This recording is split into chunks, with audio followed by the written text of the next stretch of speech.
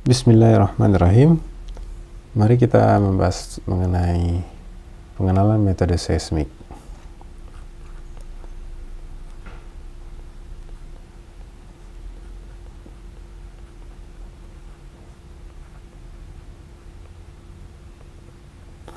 Metode seismik adalah metode yang memanfaatkan gelombang mekanik dalam mendeteksi objek yang ada di bawah permukaan.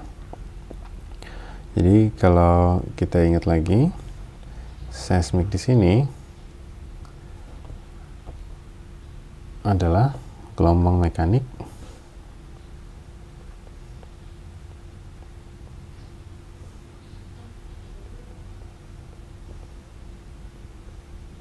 salah satunya seperti contohnya bunyi ya, yang pastinya cepat rambatnya jauh lebih kecil dibandingkan dengan gelombang lain. Nah, pada dasarnya persamaan gelombang itu akan tunduk dengan persamaan umumnya.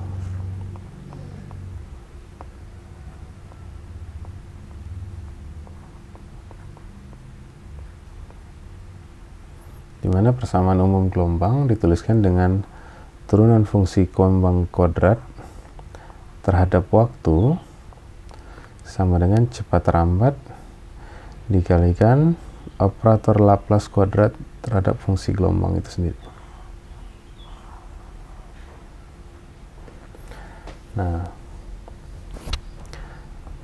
cepat rambat kuadrat di sini kalau kita lihat ini adalah cepat rambat ya.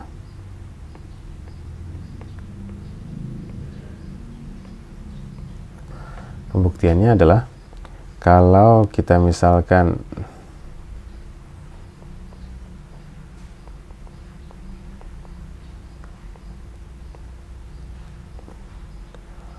permisalan solusi dari persamaan gelombang kita hanya melihat dari fungsi x, t itu adalah a cos omega t a cos kx min omega t plus b sin kx min omega t, maka kita akan dapat du per dt menjadi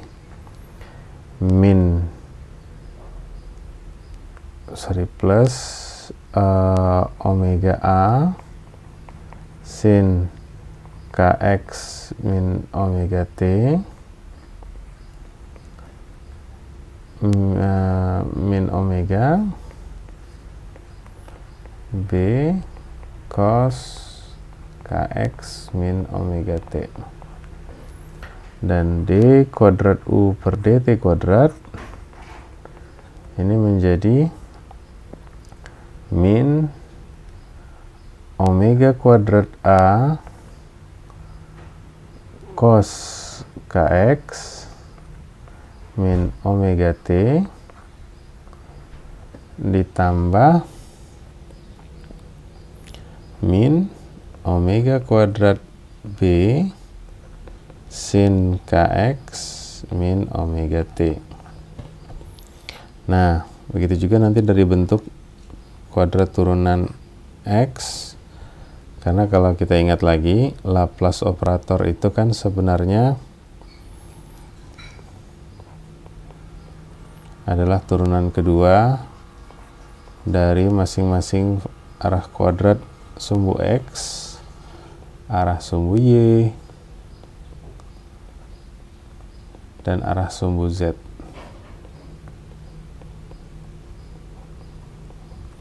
Kalau kita hanya fokus ke satu sumbu saja untuk mempermudah persamaan matematisnya, maka kita akan dapat turunan kedua dari u terhadap fungsi di arah sumbu x, maka kita akan dapat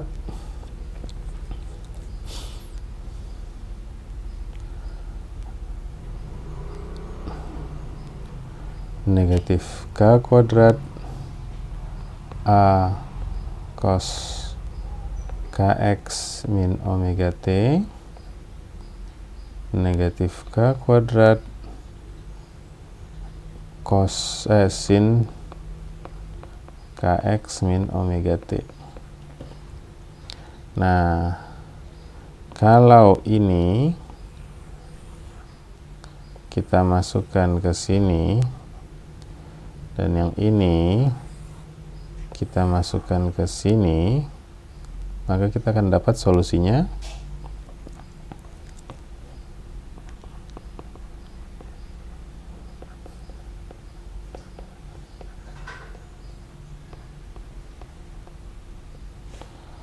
umum.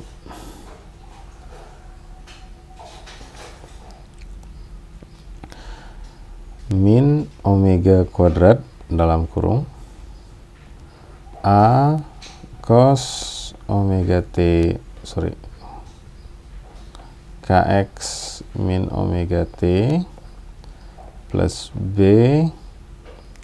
sin Kx min omega T. Coba tanda kurung begini ya, biar agak beda. Kemudian sama dengan V kuadrat min K kuadrat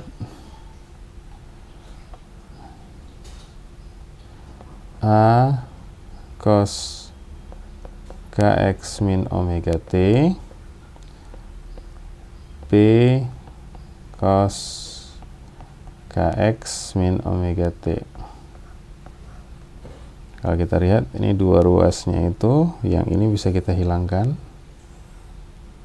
sehingga kita akan dapat omega kuadrat per K kuadrat sama dengan V kuadrat,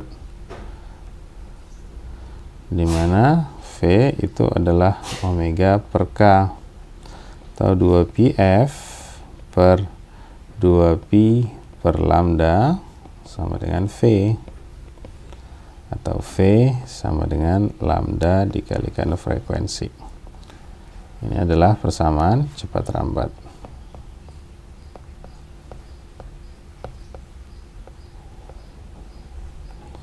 Nah, kalau di gelombang seismik, cepat rambat itu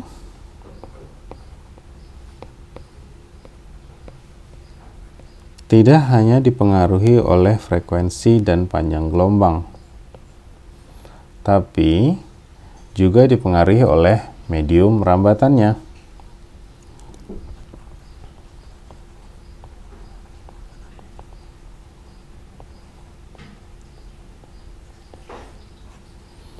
Nah, cepat rambat gelombang itu terbagi dua dari jenis gelombangnya. Ada yang kita kenal sebagai gelombang P dan ada yang kita kenal sebagai gelombang S. Cepat rambat gelombang P itu punya persamaan akar dari K ditambah 4/3 G per rho. Dan kalau cepat rambat gelombang S itu punya persamaan G per rho. Nah, di sini kita bisa lihat perbedaannya. Kalau gelombang P itu memiliki variabel K, di mana K ini adalah konstanta bulk, sedangkan G adalah konstanta shear atau geser. Lebih tepatnya modulus ya, bukan konstanta. Modulus bulk sama modulus geser.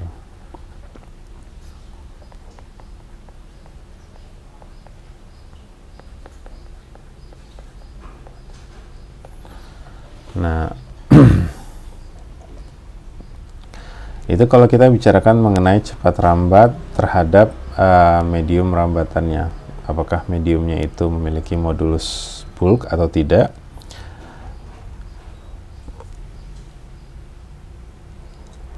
Nah, sekarang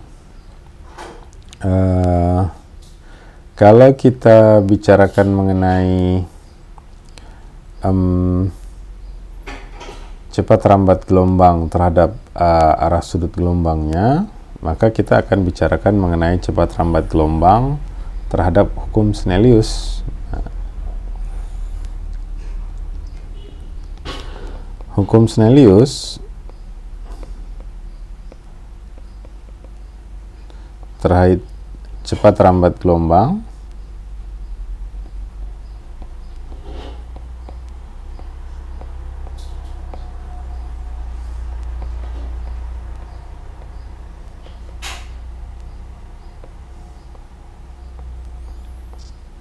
terhadap dua kontak medium. Jadi contohnya, kalau di sini saya punya zona kontak antara gelombang 1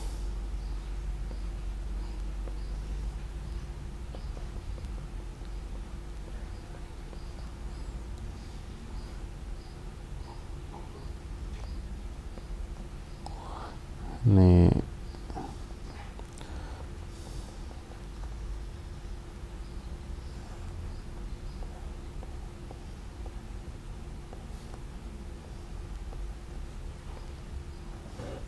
maka nanti kita tahu hukum antara sudut rambat gelombang dengan cepat rambat gelombang itu jatuh pada hukum Snellius, di mana menyatakan sin sudut insiden atau sudut 1 terhadap cepat rambat 1 itu berbanding lurus dengan sin sudut bias, sudut refleksinya terhadap V2. Nah, itu kalau kita bicarakan mengenai cepat rambat. Tapi cepat rambat itu juga banyak pengaruhnya ya. Nah, di fisika kita juga mengenal namanya frekuensi. Nah, bagaimana cara merubah fungsi gelombang yang kita ketahui merupakan fungsi terhadap waktu, fungsi amplitudo terhadap waktu.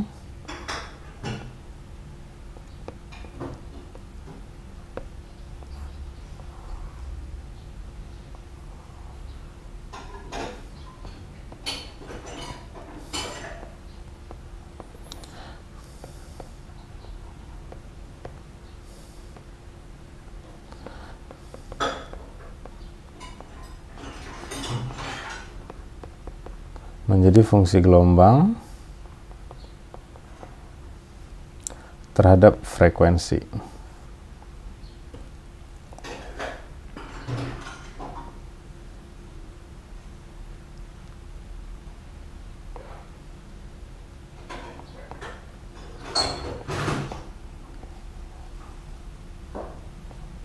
Nah, bagaimana merubah bentuk ini menjadi bentuk ini? Nah, caranya kita memanfaatkan transformasi Fourier namanya.